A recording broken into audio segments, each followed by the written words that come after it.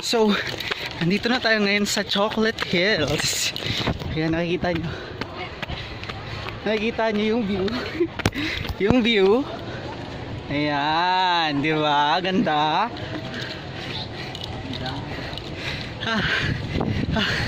Medyo mataas yung bundok na akitin mo, pero sulit. Kasi, ang ganda ng view. Ayun o. Pakita ko sa inyo. Super, guys, super nakakahingal, pero promise, sulit. Tangina. Ayan o. Pero, ayun, so ayun yung hagdan na aakyatin namin.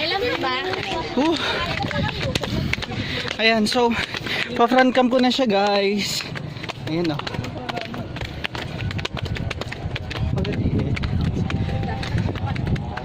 Ayan. Grabe, super ganda. Promise, pero nakakapagod umakyat. Tatakbo ako. Kasi nakakahingal. Pero worth it. Dahil super pagod, guys.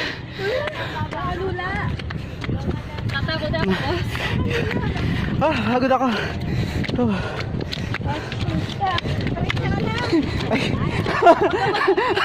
Pagod na si Madam Bex. Kaya niya yan.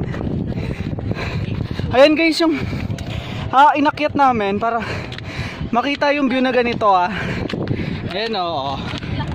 Ganyan ka. Ganyan kataas na hagdan yung kailangan mong akyatin. Ayan. Ayan, ayan.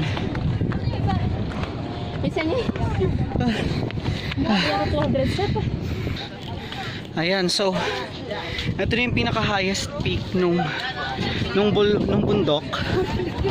At grabe, guys, super ganda.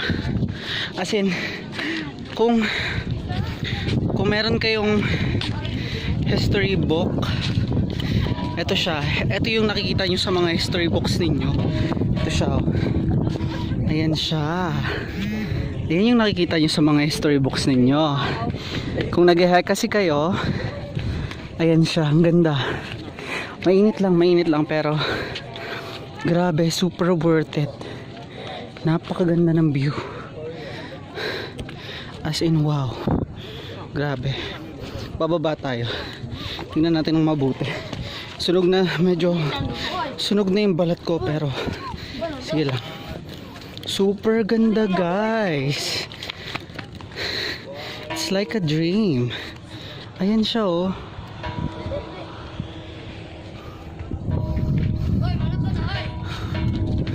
Napakaganda ng view. Napakaganda ng view. In. Grabe. Ayun siya, oh. Yan yung mga part ng Chocolate Hills.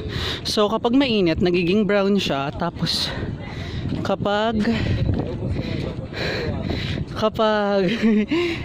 agad ako. Kapag malamig or kapag umuulan na, nagiging na siyang green. Yan, pero grabe, guys, super ganda. Super ganda. Super ganda. As in, wow. Ang ganda pa ng langit, di ba? Grabe, super.